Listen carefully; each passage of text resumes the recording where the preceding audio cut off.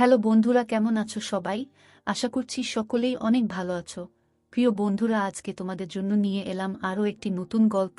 আশা করছি তোমাদের দাঁড়িয়ে যাবে, তাই ভিডিওটি শুরু থেকে শেষ পর্যন্ত দেখো। বিয়ের 1 মাস পরেই আমার বর এই দুনিয়া থেকে আর আমার জীবন থেকে চিরদিনের জন্য চলে গেল।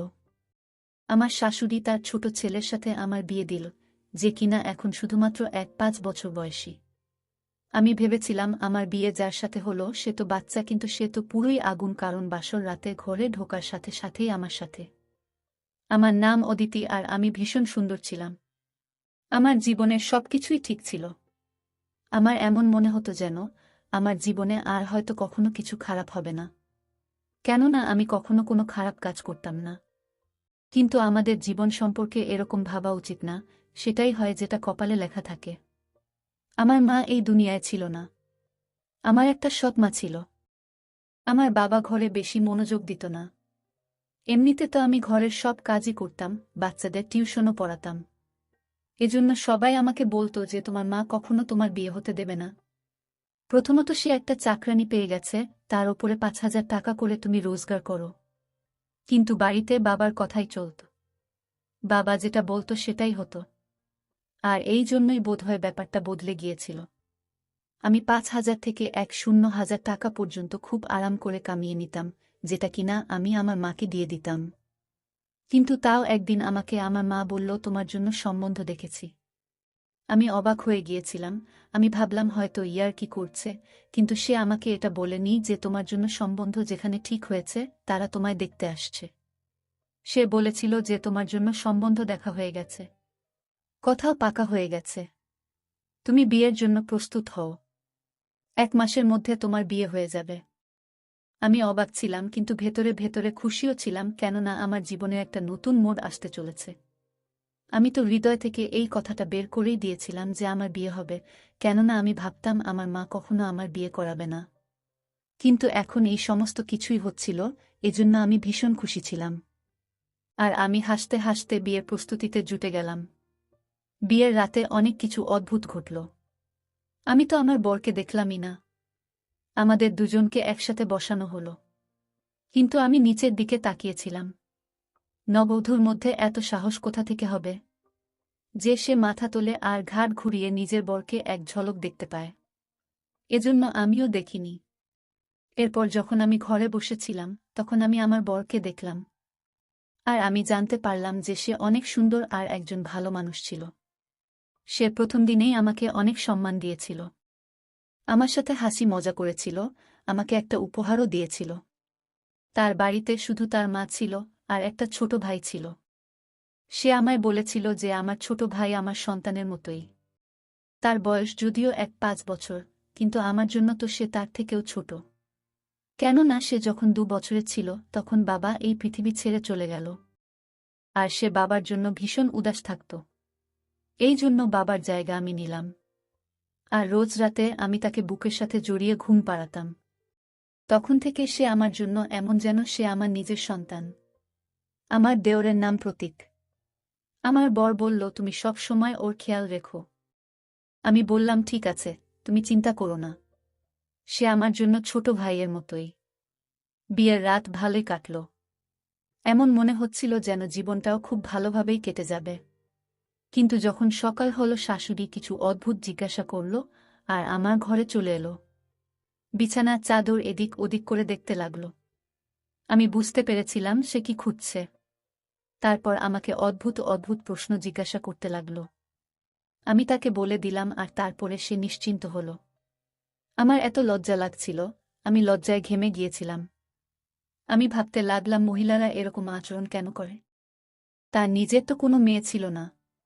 যদি তার নিজের মেয়ের সাথে এই সমস্ত কিছু হতো তাহলে তার কেমন লাগত? আমি বিশ্বাস করতাম যে এটা অনুষ্ঠান নয়, এটা সোজাসুজি মহিলাদের চরিত্রের উপর সন্দেহ করা, যে বিয়ের আগে আর কারোর সাথে তার সম্পর্ক ছিল কিনা। আর বিয়ের আগে অন্য কারোর সাথে সে শুয়ে আসেনি তো? তারপরে আমি আমার মেয়ের সাথে এই সমস্ত কিছু হতো তাহলে তার কেমন লাগত? আমি বিশ্বাস করতাম যে এটা অনুষ্ঠান নয়, এটা সোজাসুজি মহিলাদের চরিত্রের উপর সন্দেহ করায়, বিয়ের আগে আর কারোর সাথে তার সম্পর্ক ছিল কিনা। আর বিয়ের আগে অন্য কারোর সাথে সে শুয়ে আসেনি তো? তারপরে আমি আমার দেওরের কাছে কিছুক্ষণ বসে গেলাম। আমার শাশুড়ি বলল যে তুমি এবার তৈরি হয়ে নাও, রোজ তোমাকে দেখতে আত্মীয় স্বজন আসবে। বিয়ে যেহেতু এত ধুমধাম করে হয়েছে, যখন কিনা এত পয়সাও ছিল না, কিন্তু আস্তে আস্তে করে সমস্ত লোক তোমাকে দেখতে আসবে, আর তোমার মুখ দেখে তারা যা কিছু পয়সা দেবে সেগুলো আমাকে দিও। আমি বললাম ঠিক আছে। আমার শাশুড়ি বংশ পরম্পরা চালিয়ে যাওয়া শাশুড়ির মতো ছিল, কিন্তু দেওর ভালো ছিল। প্রথমে আমার সাথে হাসি মজা করতে লাগল, তারপর সে অদ্ভুত ধরনের কথা বলতে শুরু করল। আমাকে জিজ্ঞাসা করল, তুমি আর দাদা কি করছিলে? আমি বললাম, আমরা কথা বলছিলাম। সে বলল, তোমরা তাড়াতাড়ি শুয়ে পড়েছিলে, তোমাদের ঘরের লাইট বন্ধ হয়ে গেছিল, আমি দেখেছিলাম। আমি অবাক হয়ে গেলাম। আমি বুঝলাম ও আমাদের ঘরের বাইরে বসেছিল। ও আমাদের কথা শুনে নেয়নি তো? আমি ভীষণ লজ্জায় পড়ে গেলাম। কিন্তু সে কথা বলতে লাগল, এমন করে বলতে থাকল যেন সে কিছু জানেই না। এজন্য আমি আর বেশি কথা বাড়ালাম না। সে বলতে লাগল, তুমি কোথায় ঘুমাও? দাদা কোথায় শোয়? আমি কিছু বুঝতে পারছি না, একে আমি কি জবাব দেব? তারপর জিজ্ঞেস করতে লাগল, তোমরা দুজন কি একসাথে শো? আমি ভীষণ লজ্জায় পড়ে গেলাম। সন্ধ্যাবেলায় আমি আমার বরকে এই কথাটা যখন বললাম যে সে এভাবে আমাকে প্রশ্ন করছিল। অদ্ভুত কথা, এত ছোট বাচ্চার মাথায় এত প্রশ্ন। আমার বর বলল, আমি তোমাকে বলেছিলাম তো, তার খেয়াল রাখতে হবে তোমায়। তুমি প্রথম দিনেই তার অভিযোগ আমাকে জানাচ্ছ? আমি বললাম, আমি অভিযোগ জানাচ্ছি না, কিন্তু আজকালকার বাচ্চাদের মাথায় এই ধরনের প্রশ্ন আসা তো উচিত নয়। আমার বর বলল, সে তোমাকে এমন কিছু প্রশ্ন করেনি। ওই সমস্ত ভেবে প্রশ্ন করেনি, এই বয়সে এই ধরনের জিজ্ঞাসা মনের মধ্যে আসে। মানুষ জিজ্ঞাসা করতেই পারে। আমার ভাই ভীষণ নিরীহ। তার খেয়াল রাখতে বলেছিলাম আমি, তার দুর্বলতা বা ভুলগুলো খুঁজে খুঁজে বের করতে বলিনি। সে বেচারা তোমার আগে পেছনে ঘুরতে থাকে, বৌদি বৌদি করে, তার মুখ কখনো হাঁপায় না, আর তুমি যে ওর জন্য এরকম ধরনের চিন্তাভাবনা রাখো। আমি তো অবাক হয়ে গেলাম যে আমার বরের কি হয়ে গিয়েছিল। সে সত্যিই নিজের ভাইয়ের ব্যাপারে অনেক বেশি নরম আর আবেগপ্রবণ ছিল। এই কথাটা বুঝতে আমার বেশি দেরি হয়নি যে যদি আমার বরকে খুশি রাখতে হয়, তাহলে তার সামনে তার ভাইয়ের বিষয়ে খারাপ কথা বলা চলবে না, না হলে তার খারাপ লাগতে পারে। এরপরে আমি এরকম কিছুই বলতাম না।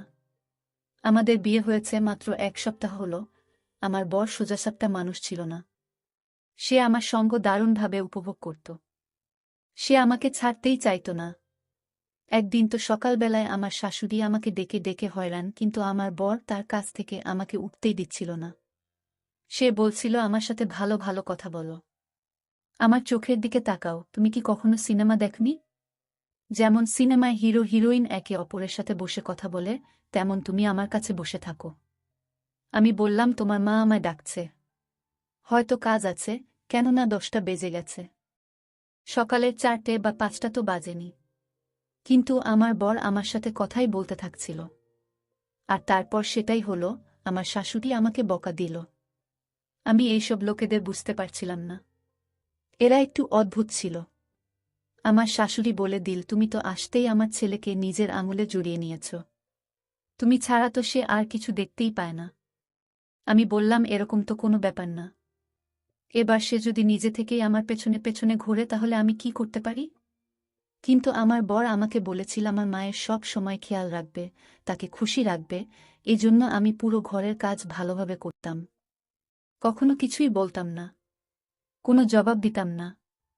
আর যদি জবাব দিতাম, অন্যভাবে দিতাম, যাতে সে রাগ না করে। আমার বিয়ে হয়েছে এখনো 1 মাসও হয়নি, যখন আমি একটা বাজে খবর পেলাম যে আমার বর এই দুনিয়া থেকেই চলে গেছে। এরপর আমরা অনেক বেশি সমস্যার মধ্যে পড়ে গেলাম। আর ভাবতে লাগলাম এটা মিথ্যে খবর, কিন্তু যখন লাশ বাড়িতে আনা হলো, আমাদের তখন হুঁশ উড়ে গেল, আর আমার শাশুড়ি, আমার দেওর আর আমি খুব বাজেভাবে চিৎকার করতে লাগলাম, কান্না করতে লাগলাম। আমরা প্রার্থনা করছিলাম যে এই খবরটা যেন মিথ্যা হয়। কিন্তু আমার বর এই দুনিয়া থেকে সত্যিই চলে গিয়েছিল, এই দুঃখটা আমার জন্য অনেক বড় শোক ছিল। আমার মা বাবা বলেছিল, বাড়িতেই থাকো, এরপরে আমরা তোমাকে গিয়ে নিয়ে আসব। আমি কাঁদতাম আর যন্ত্রণায় ছটফট করতাম। আর আমার শাশুড়ি আমায় বলতো যে তুই এসেছিস, ওই জন্য আমার ছেলেকে খেয়ে নিয়েছিস, তুই অপয়া। এই ঘরের সম্পদ চলে গেল, আমার ছেলে চলে গেল, সবকিছু বরবাদ হয়ে গেল, সবকিছু শেষ হয়ে গেল, তুই এসব কি করলি? এই 4 মাসে আমি শুধুমাত্র টিটকারি শুনতে শুনতেই কাটিয়ে দিলাম। কিন্তু তারপরে সময় শেষ হয়ে গেল। তখন আমি এটা ভেবেই চিন্তা ঝেড়ে ফেললাম যে এবার আমি আমার কাছের মানুষদের কাছে চলে যাব। এমনিতেও এবার আমার জীবনে খুশি থাকার জন্য আর কি বা ছিল? নিজের মাও তো ছিল না, ছিল সৎ মা। যখন আমার বাবা আর আমার সৎ মা আমাকে ফেরত নিতে আসলো, তখন আমার শাশুড়ি এমন একটা কথা বলল যেটা শুনে সবাই অবাক হয়ে গেল। আমার শাশুড়ি বলল, আমি একে ফেরত পাঠাতে পারব না। এ আমার ছেলের বিধবা। আমার বাবা বলল, আপনার ছেলে তো এই দুনিয়াতেই রইল না, তাহলে এখানে থেকে কি করবে? কিন্তু আমার শাশুড়ি বলতে লাগলো, ওর জন্যই তো আমার ছেলে মারা গেছে। আর এবার ও এখান থেকে চলে যাবে? আমার বাড়িতে রোজগার করার কেউ নেই। একা আমার ছোট ছেলে আছে যে স্কুলে পড়ে। তাহলে কি আমরা না খেয়ে মারা যাব? এ আমার ছেলের জায়গায় রোজগার করবে আর আমাদের খরচা চালাবে। আমার বাবা বলল যে এটা ভীষণ বাজে একটা কথা, এরকম হওয়া উচিত না। তখন শাশুড়ি জোর জবরদস্তি করতে লাগল, আর আমার বাবা ও শাশুড়ির মাঝে ঝগড়া হয়ে গেল। অনেক তর্ক হলো, কখনো কথা এদিক গেল তো কখনো ওদিকে। যখন আমাকে জিজ্ঞাসা করা হলো, স্বাভাবিকভাবে আমি ফেরত যেতে চাইছিলাম। আমারও এই বাড়ির মধ্যে দম বন্ধ হয়ে যেত। কিন্তু আমার শাশুড়ি বলেছিল এখান থেকে যাবে না। আমার শাশুড়ি নিজের কিছু আত্মীয়-স্বজনকেও ডেকেছিল, যারা খুব বাজেভাবে ঝগড়া করার জন্য তৈরি ছিল। অদ্ভুত ধরনের কথা হচ্ছিল, তারপর সিদ্ধান্ত এরকম বেরোল যে আমার বিয়ে দ্বিতীয়বার করে দেওয়া হবে। তখন আমি এই বাড়িতে থাকতে পারব। কিন্তু এই বাড়িতে একটাই ছেলে ছিল। তার সাথে আমার বিয়ে করানোর কথা হলো। সবাই বলল, ছোট তো কি হয়েছে? এই মেয়েটারই বা ৩-০ বছর কোথায় হয়েছে? আর এইভাবে আমি এই বাড়িতে থেকে গেলাম। এই বাড়িতে তারপর আমি বউ হয়ে গেলাম। আমি এই সমস্ত চাইছিলামই না। কিন্তু আমার শাশুড়ি আমার বাবাকে রাজি করিয়ে নিল। আমার সৎ মা বলল, ভালো কথা। আমরা যদি একে নিজের ঘরে নিয়ে যাই, আমাদের কি লাভ হবে না? দ্বিতীয়বার তো আর বিয়ে হবে না। কোথা থেকে দ্বিতীয়বার সম্বন্ধ খুঁজব একজন বিধবার জন্য? সম্বন্ধ কি এত সহজ? আজকাল তো কুমারী মেয়েদেরই সম্বন্ধ পাওয়া যায় না। এজন্য একে এখানেই থাকতে দেয়া হোক। না হলে সমাজের লোকেরাও কথা শোনাবে। একটা মেয়ে যে আবার সধবা হতে চলেছে, এই অফারকে নাকচ করে আর বদলে এখানে ওকে নিয়ে আসা আমাদের ঘরের জন্য ঠিক না। আমাদের ঘরেও তো তাকে বিধবাই বলা হবে। আমার মা অদ্ভুত কথা বলতে লাগল বাবাকে রাজি করানোর জন্য। আর তারা আমাকে ওখানেই ছেড়ে চলে গেল। কিছুদিন পরে আমার বিয়ে আমার ছোট দেওরের সাথে করিয়ে দেওয়া হলো, যাকে আমার বর নিজের ছেলে বলত। আর যাকে আমি বাচ্চাই ভাবতাম। আমি আমার বরের মৃত্যুতেও এতটা কাঁদিনি যতটা এই বিয়ের কথা শুনে কেঁদেছিলাম আর চিৎকার করেছিলাম। কিন্তু কেউ আমার কথা শুনল না, আমার বিয়ে করিয়ে দেওয়া হলো। আমার বিয়ের সময় আমার শাশুড়ি আমার মাথা জবরদস্তি ধরে আমাকে হ্যাঁ বলিয়েছিল, তারপরে আমি জেদ করলাম আমি আমার দেওরের সাথে ঘরে যেতে চাই না। কিন্তু আমার শাশুড়ি আমার পেছনেই পড়ে গেল, সে বলল, আজকে ফুলসজ্জা। আর তুই যদি ওই ঘরে না যাস তাহলে আবার কিছু হয়ে যাবে। আর তুমি কি আমার দ্বিতীয় ছেলেকেও মারতে চাও? কিন্তু তাও আমি গেলাম না। পরের দিন আমার শাশুড়ি আমাকে বলল, তোমাকে চাকরি করতে হবে। সে পাড়ায় অনেকগুলো বাচ্চাকে জড়ো করল। আর এবার আমি রোজ 20 থেকে 30টা বাচ্চাকে পড়াতে লাগলাম। আমার মাথা খারাপ হয়ে গিয়েছিল, আমি ভীষণ ক্লান্ত হয়ে যেতাম। এছাড়া আমি ঘরের কাজও করতাম। 1 সপ্তাহ এভাবেই কেটে গেল। আমি আমার দেওরের ঘরে যেতে ঘাবড়ে যেতাম। যেতেই চাইতাম না, আমার মনে হতো সে তো বাচ্চা আর আমার সাথে তার সম্বন্ধ করিয়ে দেওয়া হলো। ব্যাস, সে নিজের ঘরে থাকুক আর আমি আমার ঘরে থাকি। তার ঘরে গিয়ে আমি কী বা করতাম? কিন্তু আমার শাশুড়ি আমার পেছনেই পড়ে গেল। কিছুদিন তো এভাবেই কেটে গেল। একদিন আমি অবাক হয়ে গেলাম, আমার দেওর সে নিজেই এরকম বলছিল যে আমার বউকে আমার ঘরের পাঠাও। কিন্তু আমি জানতাম যে সে বাচ্চা। সে এই সমস্ত বিষয় সম্পর্কে জানত না। সেই জন্যই সে এরকম বলছে। তার অদ্ভুত লাগার পরিবর্তে সে খুশি হয়েছিল। একে তো তার বিয়ে হয়ে গিয়েছিল, তাও এত তাড়াতাড়ি। তার জন্যই সমস্ত কিছু নতুন ছিল। আমি তো অবাক যে তার মাথার মধ্যে এই ধরনের কথা প্রথম দিন থেকেই ছিল। আমি বুঝে গিয়েছিলাম যে তার এই ধরনের জিনিসের শখ ছিল। কিন্তু সে এটা জানত না যে স্ত্রী কি হয়, আর আমার জীবন তো বরবাদ হয়ে গেল। আমার জীবনে আমার কিছুই বেঁচে ছিল না। আমি একদিন ঠিক করে নিলাম, আমি এই বাড়ি থেকে পালিয়ে যাব। এটা এমন কিছু কঠিন কাজও ছিল না। এই জন্য আমি ঠিক করে নিলাম যে আমাকে কি করতে হবে। আমি আমার শাশুড়ির ঘুমানোর পর ঘর থেকে পালিয়ে যাবার প্ল্যান করলাম, আর আরাম করে বাড়ি থেকে বেরিয়ে গেলাম। রাস্তা পর্যন্ত পৌঁছলাম, কিন্তু আমাকে আমার দেওর আটকে নিল। কেননা সে এখন আমার স্বামী। সে বলল, তুমি কোথায় যাচ্ছ? আমি বললাম, আমি আমার বাড়ি যাচ্ছি। আমি মিথ্যা বলেছিলাম। সে বলল, তুমি মাঝরাতে এভাবে যেতে পারো না। যদি তুমি যেতে চাও, আমি কালকে তোমাকে নিয়ে যাব। আমি বললাম, তুমি বুঝতে পারছো না কেন আমি এখানে থাকতে চাই না। সে বলল, চিন্তা করো না, আমি তোমাকে সাহায্য করব। তুমি যা বলবে আমি তাই করব। তোমার কোনো সমস্যা হবে না, আমি তোমার খেয়াল রাখব। আমিও ঘর থেকে পালাতে চাইছিলাম না, কারণ পালিয়ে কোথায় যাব? একবার যদি পালিয়ে যেতাম তাহলে আমার ওপর দাগ লেগে যেত যে এ ঘর থেকে পালিয়ে গেছে। আমি একজন সম্মানীয় মা বাপের মেয়ে ছিলাম। আমি পুরো জীবন সম্মানের সাথেই কাটিয়েছি। মানলাম বাবা এবার আমাকে অনেক বিরক্ত করেছে, কিন্তু আমি আমার মায়ের নাম কি করে বদনাম করতে পারি? আমি আবার কাঁদতে লাগলাম আর নিজের বরের সাথে বাড়ি চলে এলাম।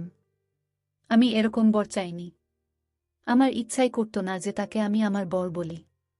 সকালবেলা এই খবরটা আমার শাশুড়ির কাছে গেল, কিন্তু আমার দেওর সবকিছু সামলে নিল। না হলে আমি আবার বকা খেতাম, আর আমি এরকমটা চাইছিলামও না। তারপরে আমার শাশুড়ির বসে বসে না জানি কি হলো, সে হঠাৎ করে চেঁচাতে শুরু করল। সে বলল, আজ তো তুমি আমার ছেলের ঘরে অবশ্যই যাবে। তুমি তামাশা বানিয়ে রেখে দিয়েছ, আর এইভাবে ঘরের মধ্যেও উন্নতি হবে। তুমি তার বউ, বর বউ একসাথেই তো থাকবে, নাকি আলাদা আলাদা থাকবে? এই ব্যাপারটা একদম ভালো না। শাশুড়ি আবার আমায় জোর দিয়ে বউ সাজতে বলল। আমাকে বউ সাজিয়ে ঘরের মধ্যে পাঠানো হলো। এক মুহূর্তে আমি ভাবলাম ভেতরে গিয়ে ঘরে তালা লাগিয়ে দিই, কিন্তু আমি এমনটা করতে পারলাম না। কেননা আমার শাশুড়ি প্রথমেই দরজা খুলে দিল। কিছুক্ষণ পরে আমার দেওর ঘরে আসলো। আমি বললাম, এ তো বাচ্চা, একে ভয় দেখিয়ে ধমক দিয়ে ঘুম পাড়িয়ে দেব। আমার চিন্তায় থাকার প্রয়োজন নেই। আমার শাশুড়িও খুশি আর আমিও খুশি। আর কেউ জানতেও পারবে না যে ঘরের ভেতর কি হয়েছে। কিন্তু আমি অবাক হতে লাগলাম। এই কথাটা আমার মাথায় আগে আসেনি কেন? সে আমাকে বলল, তুমি অনেক মিষ্টি।